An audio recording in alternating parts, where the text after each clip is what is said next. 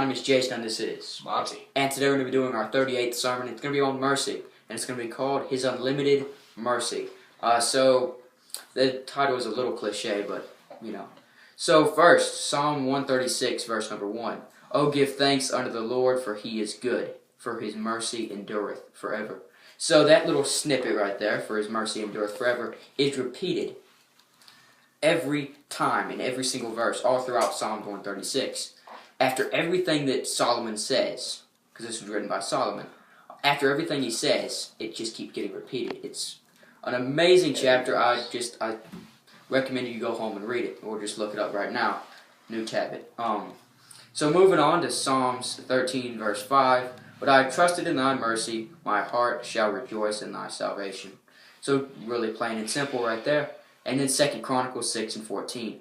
And said, O Lord God of Israel, there is no God like thee in the heaven, nor in the earth, which keepest covenant and shewest mercy unto thy servants that walk before thee with all their hearts. So what are you saying right there? He's just talking about just God will always, He keeps His covenants with His people, and one of the covenants is mercy. And God, you'll see this through all those verses. It's just talking about God's mercy. And right before I hand it over, I just wanted to read Ephesians 2, 4 through 6. But God, who is rich in mercy, for His great love wherewith He loved us, even when we were dead in sins, hath quickened us together with Christ. By grace ye are saved, and hath raised us up together, and made us sit together in heavenly places in Jesus Christ. I love this verse. I'm telling you, we've been getting some awesome verses the last few weeks, but this is most definitely on my top 10 list. So, Monty, would you just like to go off of that? One thing I'd like to expound on, I was looking over the notes, and I didn't actually make this. I just saw Jason. Right here in Romans 11:32, it says, For God hath counseled them in all in unbelief, that He might have mercy upon all. So, I read that wrong, right. So, really, it's just expounding upon what Jason said. A lot about how God's mercy is unlimited. It endures forever, which means you can't really get enough of it. And that's all there is to say about it. And something beautiful about this Romans 11:32 that I found while I was actually finding the verse is that He counted all of them as unbelief. God concluded, which basically means just He counted everybody as unbelief, even the Christians.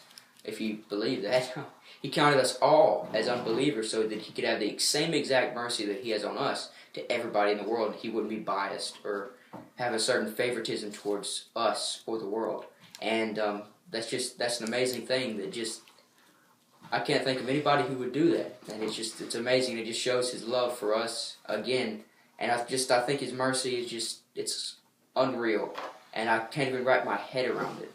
And it's an amazing thing, and I suggest that you guys look into it. Just read His Word, and you'll see His underlying mercy in every verse that you read. And how He's saved us, and how He's brought us, and how He's going to bring us to His heavenly city one day. So with all that said and done, is that all? Any other ramblings? Don't know if I could say it better myself. So just His unlimited mercy. Just remember that. It abounds, and it gets kind of dangerous when we as Christians try to take over His mercy.